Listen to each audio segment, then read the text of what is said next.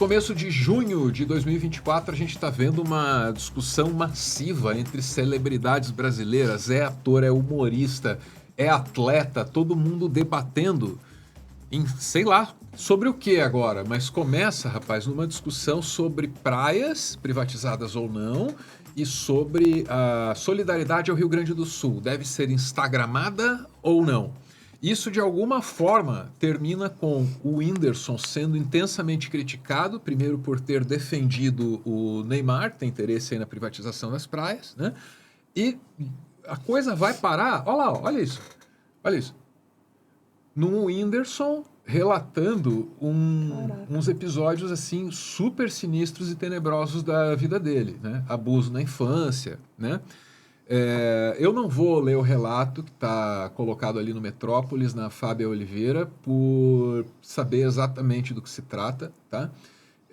E acho que a gente pode até tirar da tela. Para mim, basta dizer o que aconteceu. Então, a gente está vendo o Whindersson, ele ser intensamente criticado e ele demonstrando um esforço constante de responder todo mundo. Até gente assim, ó, que é em presença nas redes sociais, uma formiguinha perto do Whindersson, sabe? Gente com, sei lá, 100, com 1.000 seguidores, 100 mil que seja, é uma formiguinha perto do Whindersson, né? E ele está lidando com isso dessa forma, eu estou acompanhando aqui, já vou demonstrar alguma preocupação que eu de fato sinto com isso, mas queria lembrar de outros exemplos, cara, porque eu sei que nem todo mundo consegue lidar com a escala desse tipo de fenômeno comunicacional. Nem todo mundo aguenta estar no centro desse fenômeno chamado de cancelamento, ou até mesmo a pura e simples visibilidade. Vocês lembram de um menino que fez um vídeo de aniversário, ou perdão, de bar mitzvah, em que ele aparecia lá numa baleia? Esse caso ficou bem famoso, a gente tem aí na tela, graças a Deus, esse rapaz começa a receber agora boas notícias e a vida dele começa a entrar numa normalidade. Então, ele casou, tá feliz, a noiva resgatou o meme, todos riram do passado, mas esse menino teve que lutar para conquistar uma coisa que já devia estar dada para ele desde o princípio, que é o anonimato e o direito de viver em paz. Porque o rapaz apareceu num meme que todo mundo achou engraçado e todo mundo queria falar com ele, tirar sarro dele, entende? E ficou difícil a vida para ele. Sabe quem mais sofreu também e agora está tendo notícia boa? A Jéssica. Lembra da Jéssica? Essa menina sofreu horrores, saiu da escola, entrou num período muito difícil. Agora, a boa notícia para ela saiu uma das muitas indenizações, às quais, na minha opinião, ela teria direito. Então a Jéssica começa a recuperar a vida dela. Esse Tá. meme aí tem anos. A Lara. A, É Lara, a porque Lara, Jéssica é perdão, a outra. Jéssica é o nome que fica famoso no meme porque é o nome Que ela fala que ela Jéssica, menciona. Me desculpem, gente. Me perdoe até a Lara, né? Pela confusão. Tenho certeza que ela já viu muita gente cometer isso também. Desculpe. Mas a vida dela começa a melhorar agora, a do outro rapaz também, né? E o primeiro exemplo aqui que eu trouxe foi do Whindersson. Porque o que eu tenho visto nas redes é o Whindersson jogou a carta da depressão. Ele nos trouxe seus relatos num momento em que ele estava sendo intensamente criticado para ver se ele desarma esses canhões apontados na direção dele. E aí, eu vou começar aqui colocando a minha posição, como alguém que se identifica com os relatos dele. Eu não acredito, olhando para mim, que alguém consiga usar como escudo histórias como essas, dores como essas. Porque para você narrar o ocorrido, você tem que estar em contato com a dor do ocorrido, sacou? E isso inviabiliza qualquer estratégia desse tipo. Mas aí eu estou pensando em mim. Eu não sei como é que funciona a cabeça do Whindersson. Queria ouvir ali o Kenji sobre esse fenômeno, né? Tão clichê. Vamos falar sobre o cancelamento, mas tem um elo necessário entre o uso dessas redes e a nossa saúde mental, um elo indissociável, né? Porque aquele é um espaço mental em que a gente está escrevendo e pensando o tempo inteiro. Então balança lá dentro mesmo, cara. E eu acho que tem uma. Eu acho não, eu sei. Tem uma pessoa ali por trás da fama, sabe, Kenji? Eu fico preocupado, não sei se essa é a tua posição também. Sim, eu acho que inclusive por também ter as minhas questões e gatilhos nessa pauta específica que o Whindersson colocou, nem vou entrar muito nesse lugar, porque também aí vai mexer em lugares meus Então não vou muito para esse lugar, mas para todo o resto, né? Que é uma coisa que ainda a gente está começando a refletir, apesar de a gente falar muito sobre a ideia de cancelamento e tudo mais, mas estava pensando mais cedo hoje, né? A ideia de todo mundo vai ter 15 minutos de fama. A ideia que, né, é até engraçado, né, que todo mundo acha que é do Andy Warhol e não é do Andy Warhol, né, essa frase, mas essa ideia de que por um tempo as pessoas achavam ruim, né, que pena, vou ter só 15 minutos de fama um dia. E talvez hoje com as redes sociais a gente consiga entender, assim, que o loop é que bom que são só 15 minutos, porque aí eu vou ter o direito de ser esquecido. No caso desses anônimos, né, que acabam passando por um mesmo loop. Me parece que depois de um tempo, esses anônimos acabam passando por uma ressignificação e aquele meme que por um tempo era ruim para a pessoa pode virar positivo, porque vira meio cool, meio cult, porque a pessoa tem tanta afetividade depois de 10 anos, nós que consumimos o meme, que a gente quer abraçar. E, né, vários exemplos desses na internet que acabam tendo esse loop depois. Mas para esse período, a pessoa teve uma exposição, e esses casos são muito, muito emblemáticos. Eu até recomendo o podcast Além do Meme, né, do Chico Felitti, que ele vai justamente com essa premissa buscar o que aconteceu com esse pessoal, né, depois que virou memes. E muitos gostaram, mas muitos passaram por um perrengue gigante, assim, né.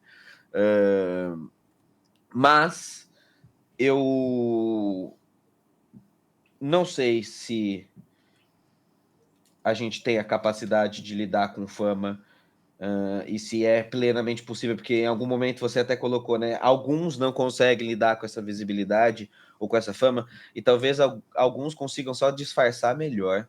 Porque, assim, e aí não tô falando nem de rede social, né? Tô falando de fama num geral, né? Desde que isso, de 100 anos para cá, desde que a indústria da fama se desenhou do jeito que se desenhou, colocando, alçando pessoas a esse nível de patamar, a quantidade de pessoas que surtou, que não lidou bem, sobretudo quando são pessoas novas, né? Gente que fez fama muito, muito cedo e aí descaralha tudo depois. Eu não sei se nós somos se a gente vem de fábrica para lidar com essa quantidade massiva de exploração da tua vida, de que tudo que você fizer um dia ruim vai virar assunto no Léo Dias e na Fábio Oliveira, como virou uma carta do Whindersson. Ninguém está preparado, e é independente do mérito da coisa. De novo, não estou entrando na questão do Whindersson. Estou dizendo que qualquer passo, quando você chega nesse nível de exposição, vai ser monitorado.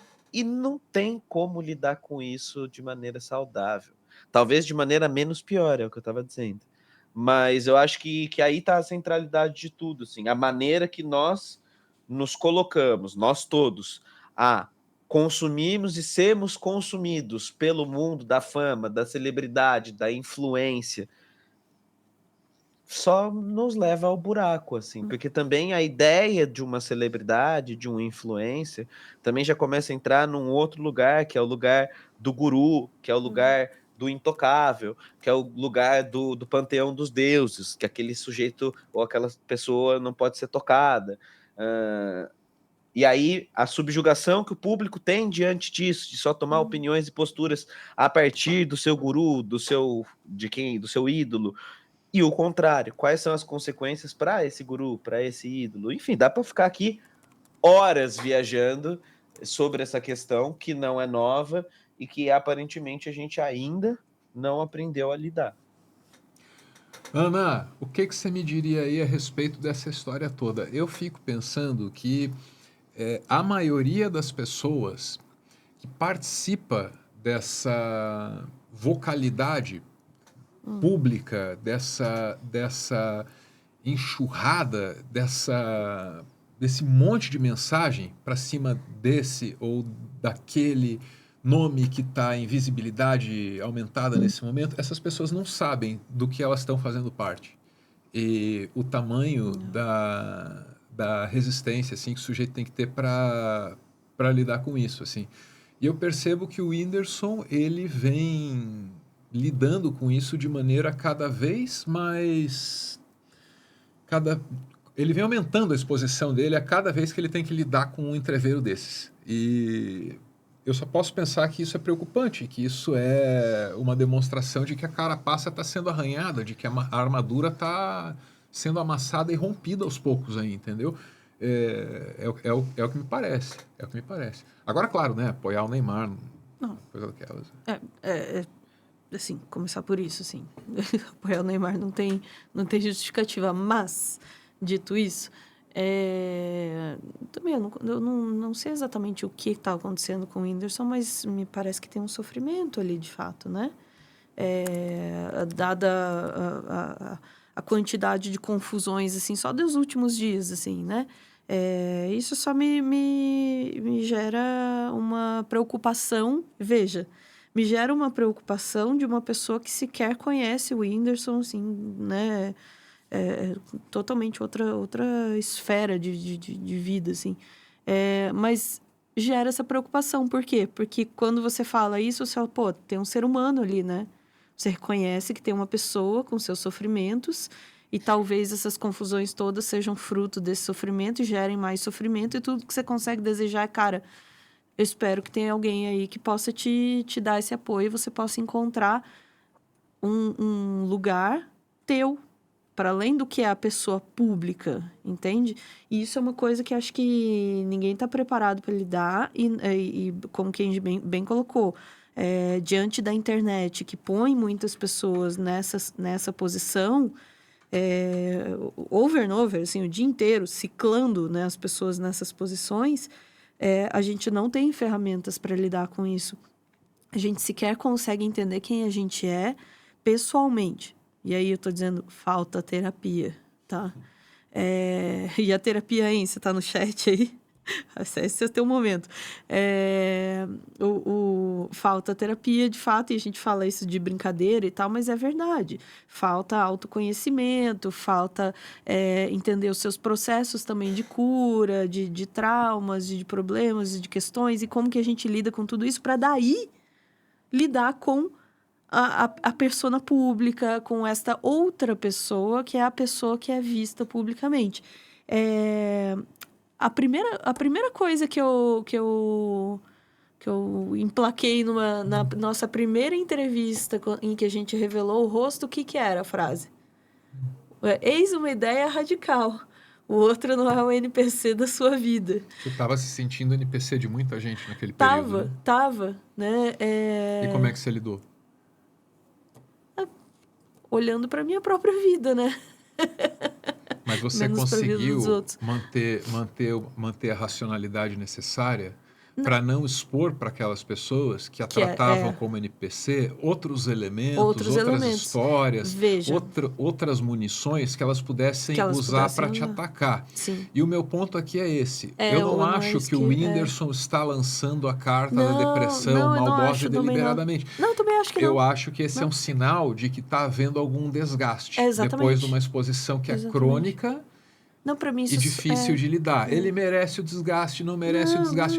Eu não julgo, mas eu tô preocupado com a possibilidade dessa história acabar mal e depois todo mundo que participou aí dessa manada vai ter que assumir um lugar horrível aí. Já tá tendo que assumir um lugar horrível, porque tem alguém sofrendo aí, pô. Sim. Então, pô, sei lá, é uma discussão sobre a privatização de um bem público, sobre o quanto nós devemos ter acesso aos nossos bens naturais.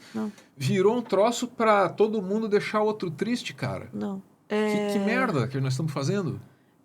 De fato, assim, eu não acho que isso seja... Eu não olho pra isso como ele tá usando uma cartada. Eu olho realmente, acho que eu tendo a concordar com você, Álvaro. Tá aparecendo uma ferida aí, entende? Tá vazando um negócio e esse negócio que tá vazando tá falando, ó, tem uma dor aqui dentro, não tô sabendo lidar. É isso daí. Agora, essa coisa, né, de dar munição, assim. Estar exposto... Claro que a gente é uma parcela bem pequenininha, não é nada como o Whindersson, né? Estar exposto é dar alguma... Eu acredito em deixar alguma vulnerabilidade também. Acho que você não consegue se blindar E eu acho que também ajuda, né, a conversar sobre.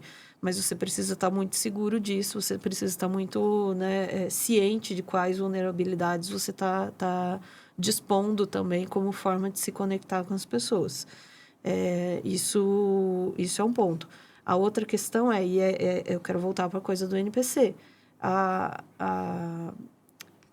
Quando eu falei aquilo, muita gente falou, muita gente entendeu o observar o outro, né? A outra pessoa que está lá, mas pouca gente entendeu que eu também estava falando da gente. Uhum. Que a gente não era NPC e as pessoas com muita frequência vêm em caixa de comentário, vêm em chat e tal, e falam coisas assim que às vezes eu paro pra pensar, mano, tu tá ligado que tem uma pessoa de verdade lendo isso, sabe?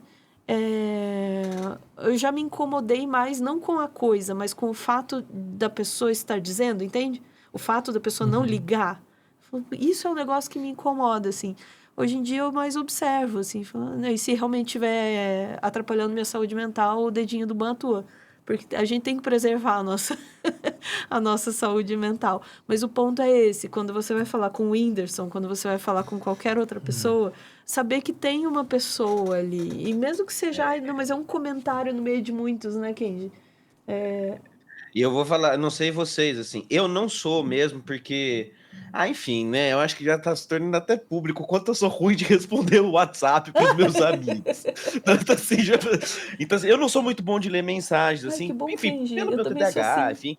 Mas, eu não sei vocês, mas mesmo assim, eu sendo uma pessoa muito ruim de responder mensagens e tal, dá para ler todos os comentários do YouTube, tá? Dá. É claro que não dá para responder, mas Uhum. a gente lê todos. Eu não sei se as pessoas entendem isso. E eu não sou uma pessoa que fica procurando, fazendo ego search, mas pelo volume que chega e pelo tipo de comentário que chega, Uhum. dá para ler todos os comentários. E aí eu gostaria que a pessoa que nos ouve e faz, às vezes tá muito puto e aí descarrega e projeta, né, num vídeo que não gostou e tal, pensa numa profissão qualquer, como um contador ou um dentista, na qual o dia inteiro você é relembrado de como a sua obturação é ruim, de como você não é tão bom assim em Uhum. declarar Uhum. imposto, Uhum. entendeu? E isso não acontece em nenhuma outra profissão sem ser disposição.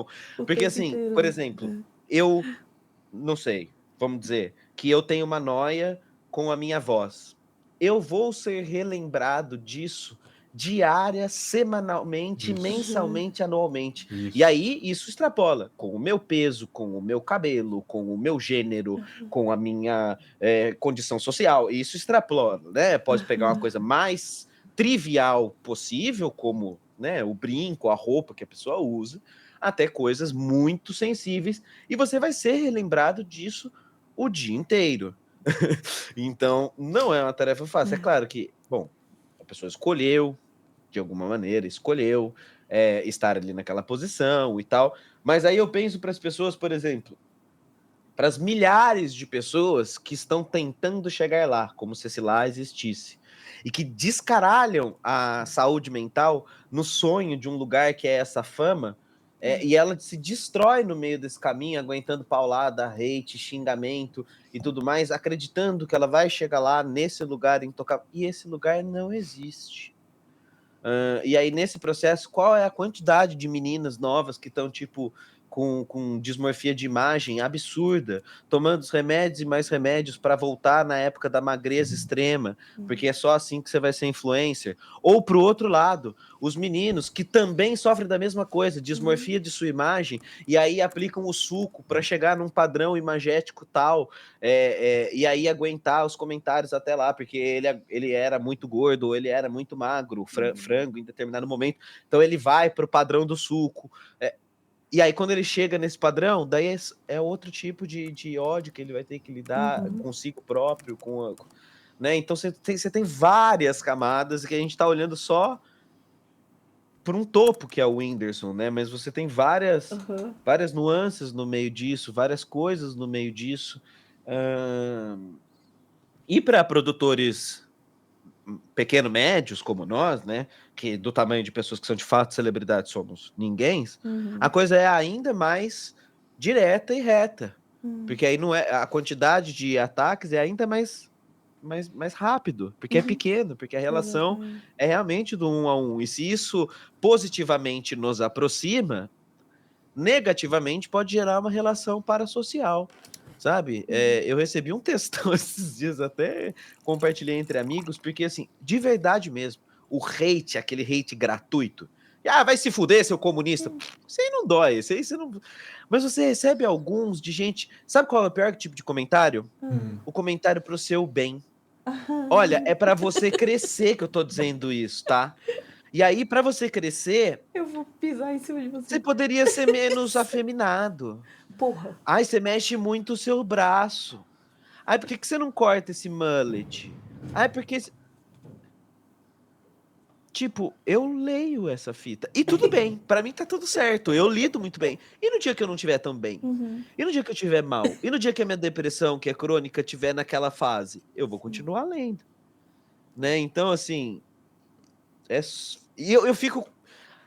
eu fico meio assim porque fica parecendo que é sessão de coitadolândia, sabe? Não se trata sobre isso. Eu tô falando não sobre mim, mas sobre um sintoma social de uma plataforma que permite esse tipo de desenho de relação parasocial, né? Então, enfim, não é coitadolândia isso aqui. Não é isso. Tá tudo bem, Mas gente. sabe? Na minha experiência, rapaz, tem um episódio, eu vou contar rapidinho que ficou longo isso aqui agora, em que eu tava andando na rua, daí jogaram uma garrafa de Gatorade na minha cabeça, vazia. E aí, eu juro por Deus, a garrafa bateu na minha cabeça e caiu numa enorme cesta de lixo que havia do lado. Eu olhei para aquilo e falei, Deus escreve certo, por linhas tortas. Valeu, vamos nessa. Breve intervalo aí, já voltamos.